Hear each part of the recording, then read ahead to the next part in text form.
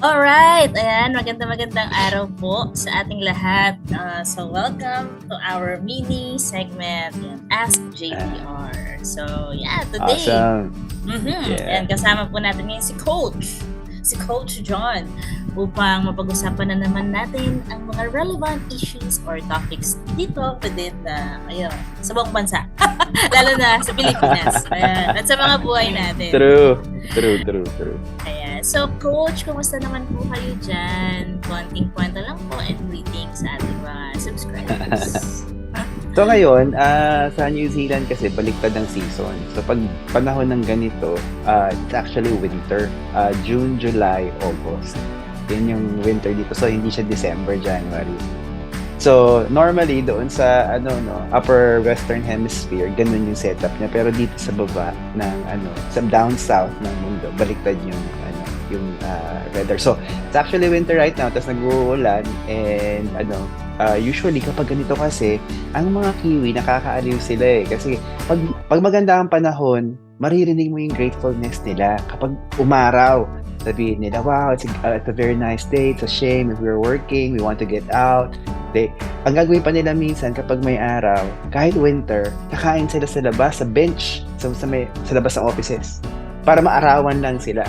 Ganun sila kauhaw sa araw. At nakakatawa sa kanila kasi is, they're so appreciative pag maganda ang panahon. So pag ganito, medyo down and out sila, malungkot kasi malamig, tapos umuulan, hindi ka makapaglabas kasi mahilig talaga ang mga Kiwi na maging up and about. Siguro sobrang saya nila pag andito sila sa Pilipinas. Lagi mainit. Lagi I may don't araw. think na magiging masaya sila Hindi, dyan. diba?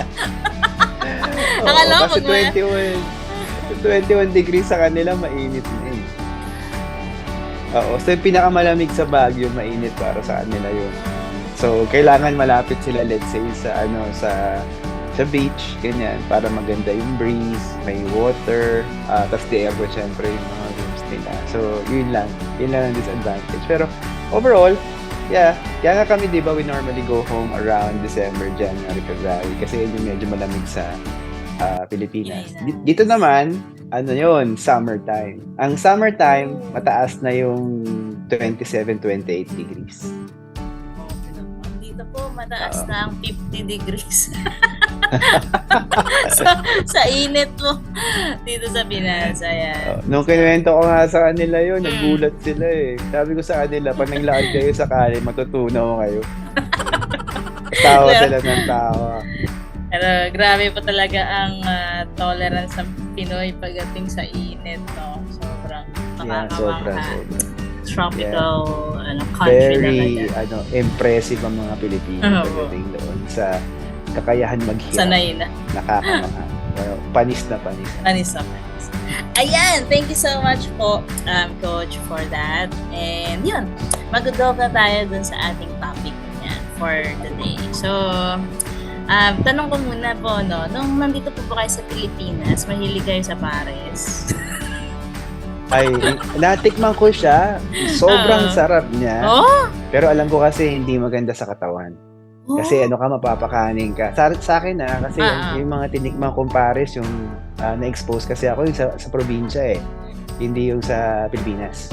Ay, Pilipinas, sorry. Hindi sa Manila. Provinces. Sa province. So, iba yung timpla nila ron. Masyado siyang, for me, masarap siya pero makasalanan kasi nga naman, hindi siya maganda sa katawan. Okay. Ano bang hindi nakakaganda sa katawan doon, Coach? Doon sa ingredients na meron ng pares? Ang understanding ko kasi, iba't iba yung concept ng pares, no?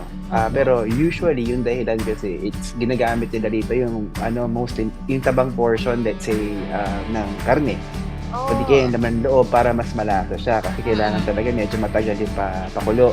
Tapos yung ginagamit nilang ingredients, ang balita ko kasi is heavy siya sa flavoring, artificial flavoring. Siyempre, kailangan mo kasing habulin eh. Kapag all natural kasi yan, mahal. Hindi nila pwedeng ibagsak ng panahon mo kasi makakain ka ng pares ng mga 18-20 eh. Oo, tagal nun. Tapos nung huling pumunta ako dyan, I think mga 55 na yung pinakamurang pares. Okay? Yun yung naalala ko nung umuwi ako dyan. 20, ano ba ako may? 20, 2021 ata? 2021? 2021, 55 na. Ay, hindi, 2020, ano pala? Ay, 55. 2022? Something like that, oo. So, yun yung naalala ko. Tapos mapapakain ka, mapa-extra rice ka. So, yung Sobrang napansin lasa. ko doon, oo, sobrang lasa talaga niya eh. Yung napansin ko doon sa mga galing gumawa ng pares, hindi bagsak yung kalidad ng kanin nila.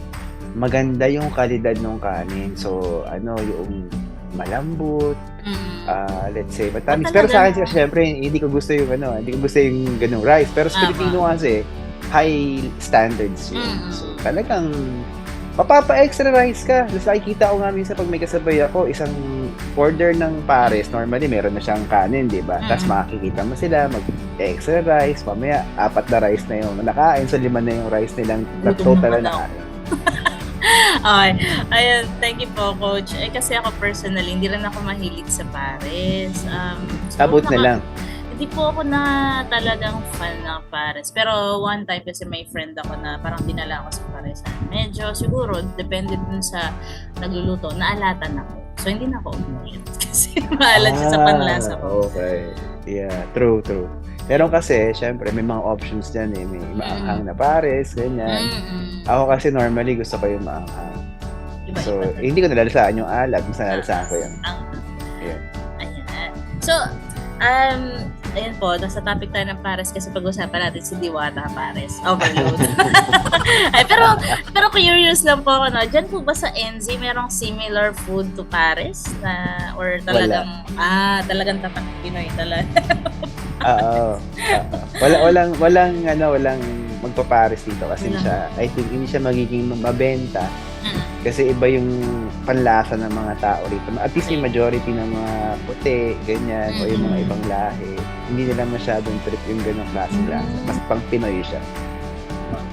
Alright, yun lang naman. Curious lang ako. Ayan, so, anyway, yun nga, pag-usapan natin si Diwata. And, alam naman na po lahat ng mga Pilipino yung naging kwento ng buhay niya, no? And yung success story niya. So, ano po bang masasabi nyo doon sa the way na naging successful siya in his life? And how can, Filipinos learn from his life? So limited kasi yung alam ko doon sa story ni Diwata. So primarily, kung titingnan ko yung story niya, it's really the evidence of hard work. Talagang lumaban siya doon sa poverty. Nagkaroon siya ng mindset na kailangan niya malagpasan. Kasi nag-boy siya before pero girl siya. Yun ang kwento niya kasi napanood ko yung isang patotoo niya. Nagtrabaho siya gano'n until such time na meron siyang nakilala na nagluluto ng pares, di ba? So, cook siya. Tapos nakakaliw dito kasi, bukod sa masipag siyang magtrabaho, meron din siyang pinakita kasi na humility. Na na nagpaturo siya. Hindi siya naging maangas, hindi siya naging mayabang. Inalam niya kung paano magluto ng maayos na pares. So, kitang-kita mo dito yung combination ng hard work and humility will definitely go a long way. Kasi kung titignan natin kahit sa Biblia nakalagay, God opposes the proud but gives grace to the humble. Sabi rin ng Panginoon, a little folding of the hands, diba? And then, poverty will overtake you. So makikita mo kapag may drive yung tao, handa siyang magpuyat, handa siyang hindi matulog para sa pangarap niya. Makikita mo na and everything is, of course, possible. Grabe po yun, no? Sana all. Ayan, so, grabe po yung from, rags to riches po, no? Na mga kwento. So, recently nga po, si Diwata, actually, nakulong siya. Nakulong siya dahil sa isang kaso na parang physical, lang yata yun parang, basta physical, I forgot the term, parang pagka-violence, no? Na, 2018 pa yun, yung kaso. Pero pinakulong siya. Pero nakapag-bail out siya agad for 3,000 pesos. Pero, ang komento ng mga tao dito is, grabe, no? Talagang gustong i-drag pa rin pababa. Yung mga taong nagiging successful na. So, may mga taong ganun talaga. Ano po masasabi niyo dun sa, nakakatawa kasi. Ganun talaga kapag nagpo-progress ka. Kasi kahit yung mga classmate ko na nanggaling sa hirap, when they were progressing sa kanilang careers, meron din talaga mga bumabato sa kanila. Ganun din naramdaman ko rin, naranasan ko rin yun eh. May mga may inggit talaga sa'yo eh. Tingin nila sa'yo, sip-sip ka, pabibo, pabiba. Eh wala kang magagawa kasi kapag yung pinanggalingan mong eskwelahan, tinuruan ka kasing dinaan ka sa hirap, yung dumaan ka sa apoy ng ano yung tawag doon, pag-purify, refiner's fire. Kasi ganun talaga kahirap sa PLM. So pagdating namin sa trabaho, yung trabaho ginagawa namin, hindi kami magre-reklamo. Trabaho lang kami kasi gusto namin syempre kumita. So, handa kami. And that's very, very, very important. Huwag natin nga kalimutan, when you become successful or while you are, yung trajectory mo towards success, kahit napakahusay ng ginawa mo, kahit marami kang natulungan, higit pa doon sa nagtotroll sa'yo, meron at meron talagang lalabas na baho mo. Maghahanap at maghahanap yan. Storya ng buhay mo na pwede kang siraan, pwede ka nilang kasuhan, di ba? So there are so many things that people will do that is nasty. Pero ganun talaga eh. Hindi kasi nila magawa yung ginagawa mo eh. So anong gagawin nila? Tatapunan ka na lang ng di ba? Nung hindi magandang karanasan o nakaraan. Tama po, no. Ang nga daw, di ba, ang hitik na puno ay pinapato. Tama ba? Oo, correct. Dahil sa inggit. Na hindi nila magawa. Bakit siya, di ba? Bakit siya? And binigyan siya ng mga ganito. Aside from na kumikita siya, naging viral kasi siya eh. Parang ang balita ko pa nga is yung power of social media. Kung bakit din siya sumikat. So, pinuntahan ng mga vloggers. Ayan. So, eventually, may mga nag-donate sa kanya. At ngayon, may alam ko po na may iba't iba na siyang mga branches. So, Yeah, that's good. And just to reiterate, syempre, huwag natin kakalimutan na pagdating doon sa mo kasi in journey towards success, ang mga talaga matitibay at mahuhusay, kaya nila isang tabi ang mga bagay na yan. Wala silang pakialam. O di saktan ka, sabihan ka ng masama, o di syempre, kung mahina-hina ang puso mo, maapektuhan ka. Eh, bakit ka magpapa-apekto? So, isa yan sa mga nakita ko ring trait. Yung mga taong may goals kasi, may mang troll man sa kanila, may manira man sa kanila, wala talaga kaming paki. Diba? Problema mo yan. Diba? At kadalasan kasi, ito yung napansin ko, yung mga taong tamad, yung mga taong hindi talaga handa magpagal, sila pa yung mga madadakdak at kung ano-ano ang sinasabi nila. Yung mga taong walang narating sa buhay most often than not. O di kaya, meron silang narating sa buhay pero dahil naungusan sila ng isang tao na mas naging sikat sila sa kanila o let's say naungusan sila sa trabaho, maninira sila. And yun yung mga taong walang humility, walang goals, di ba? Hindi talaga marunong makibagal. So, yeah. So, we'll see what happens sa Diwata. Kasi syempre, lang yun, na-bail yan eh. Magtutuloy pa yan. Most likely, mag-out of court settlement yan. Magbabayaran na lang yan if ever. Diba? Depende na lang kay Diwata yan kung gusto niya ilaban yung kaso niya. Yes, true. So, tama po, no? Grabe, no? Kahit sa isang small workplace, no, ng mga kababayan natin, halimbawa, pinupukol sila kasi masyado silang productive, diba? Dapat, focus sila sa goal. Eh, bala kayo dyan. Kahit ano sabihin nyo. Lalo pa silang maaasar. Tama ba? Coach? Oo. Kasi bakit ka nga magpapa-apekto, di ba? Wala namang ambag sa buhay mo yung mga yan. Bakit mo iisipin sabihin nila? O di mamatay silang mahirap, mamatay sila sa inggit, mamatay sila sa stress nila o frustration nila. Ibig sabihin, masyado silang maraming panahon sa kamay nila na hindi nila ginagamit para maging mag-self-improve sila. Kasi if you have time to criticize, it means you don't have too much to do. Yeah. Dapat yung oras na lang din sa sarili na lamang nila. Gumawa na lang din sila ng pares. Joke lang. True. So, yun naman po, wala naman na po akong further questions, pero kung mayroon pa po kayong reminder sa ating mga viewers, anything that you would like to add, advice sa kanila. So po.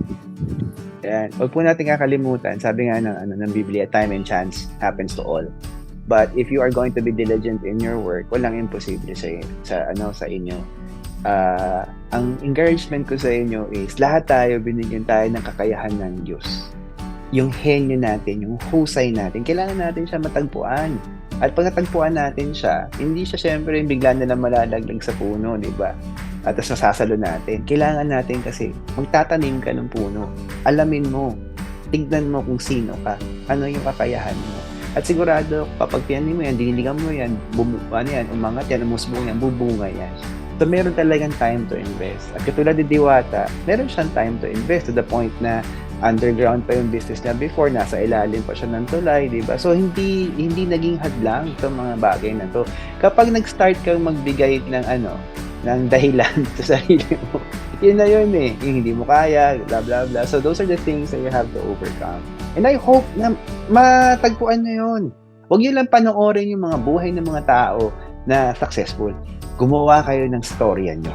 Yung storya nyo, para kayo naman ang titignan ng inspirasyon ng mga tao, di ba? So, ang ganda ng iiwan mo sa anak mo, sa mga kamag-anak mo, di ba? Sa mga trabaho mo, kung trabaho man yan, sa mga tao sa kapaligiran kung negosyo siya. At syempre, kung sakasakaling dumating ka na ron sa antas ng success, wag mong kakalimutan yung pinanggalingan. You have to keep humble, di ba? Yun yung pinaka-importante. Huwag natin gamitin ang galit o paghihigante bilang motivation to succeed. Gamitin natin yung pag-ibig para when we succeed, we bring others with us to success. Grabe. Parang ako lahat yun. Joke. I mean, strive for success. And thank you so much po, Coach. So, we'll see you again on our next video. So, thank you po. Bye-bye po sa inyo. Goodbye. Thank you for watching.